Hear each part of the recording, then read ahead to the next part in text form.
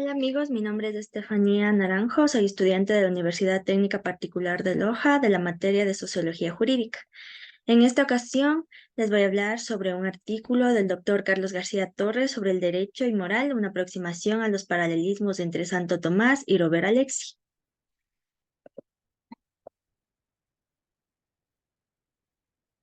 Como introducción, este artículo lo que busca es encontrar las semejanzas entre las ideas que existen entre las de Santo Tomás de Aquino sobre el derecho natural y las ideas de Robert Alexi sobre su versión y uso naturalista del no positivismo y los elementos morales no contingentes que puedan incluirse en el derecho. Primeramente, ¿quién fue Santo Tomás de Aquino? Nacido en 1224, fue un teólogo y filósofo italiano. Escribió un compendio de cuestiones teológicas donde busca reunir y aclarar todas las dudas en materia de fe y de examinar la naturaleza de Dios y sus relaciones con los hombres. Los puntos más relevantes de su pensamiento en materia de derechos son la justicia, el derecho natural, la ley y la idea del bien común. ¿Quién es Robert Alexi? Es un filósofo de derecho y jurista alemán. Ha realizado grandes aportaciones a la argumentación jurídica, la teoría del derecho, de los derechos humanos y fundamentales, la filosofía del derecho y las críticas al positivismo jurídico. El derecho natural en la suma teológica.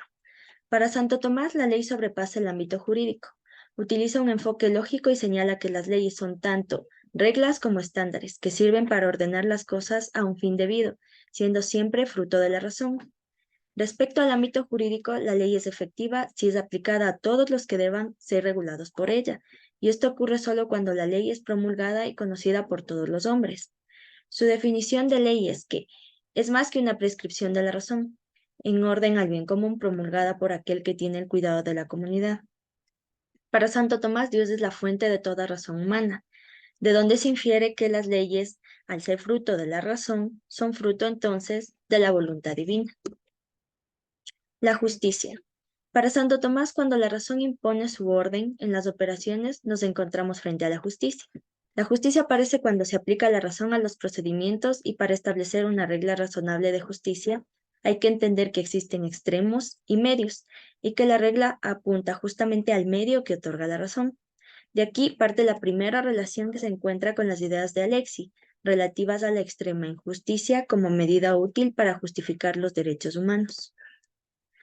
La regla de la razón, la verdad y la razón como herramientas. Santo Tomás establece que la razón natural nos permite conocer las cosas sensibles a través de los sentidos. Así la razón y la fe nos permiten acceder a la verdad. Para Santo Tomás, todo conocimiento se realiza con asimilación del que conoce al objeto conocido. La correspondencia del ente y del entendimiento, es decir, la verdad sobre el ente. Hay tres maneras de definir a la verdad. La primera, la verdad de cada cosa es la propiedad de su ser. La segunda, la verdad es la adecuación de la cosa y del entendimiento. Y la tercera es que la verdad es aquello según lo cual juzgamos a los seres inferiores. La ley humana y los elementos morales.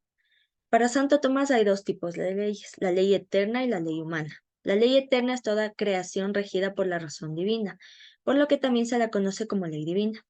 Esta ley participa en todos los humanos y hace que nos inclinemos de una forma natural al bien, por lo que se infiere la existencia de una ley natural que hace que sepamos discernir entre el bien y el mal. O sea, esta ley eterna viene ya con nosotros desde que nacemos. Hay algo en nosotros que nos dice que lo que estamos haciendo está bien o está mal.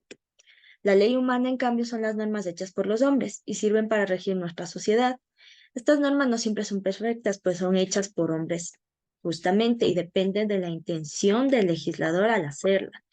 Al depender del legislador que las crea, no se puede asegurar que busquen siempre el bien, ya que si éste se dirige a aquello que no es bueno, sus normas tampoco lo serán. Un ejemplo de estas leyes humanas y que no son buenas son las leyes nazis. Con esto se aclara uno de los grandes dilemas del positivismo, que es la ausencia de los elementos morales, como ocurrió con las leyes nazis del exterminio.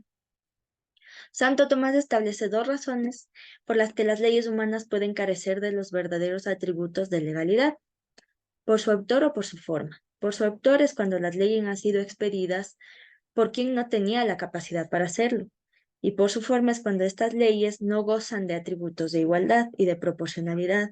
Entonces se entiende que las leyes son injustas cuando se oponen al bien de los hombres. El problema de la existencia de Alexi. Alexi delimita el debate entre el positivismo y el no positivismo a la conexión que hay entre el derecho y la moral. Entonces, para él, si el derecho y la moral pueden separarse, estamos frente al positivismo. Si estas dos materias, derecho y moral, no pueden separarse, es un no positivismo.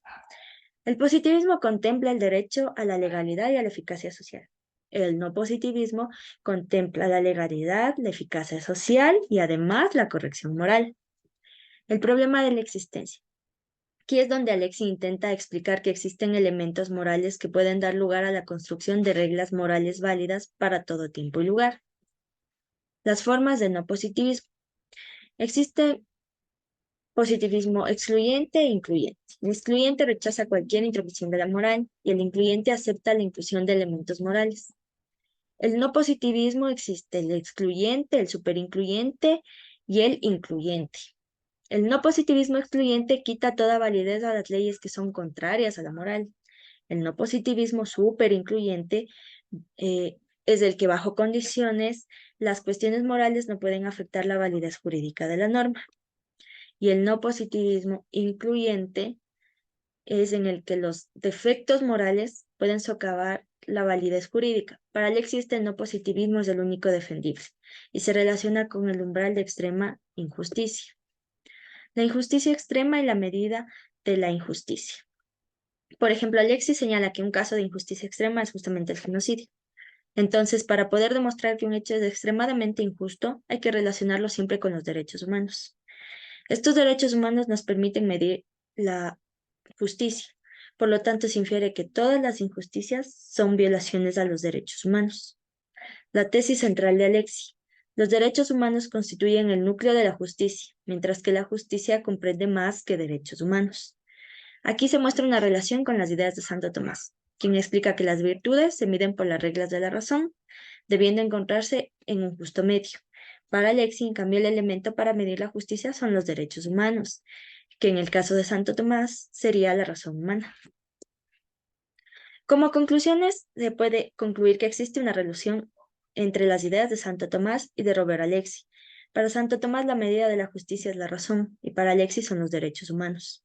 Para Alexis, una ley es injusta cuando se agreden los derechos humanos, y para Santo Tomás, una ley es extremadamente injusta cuando se opone a la ley divina.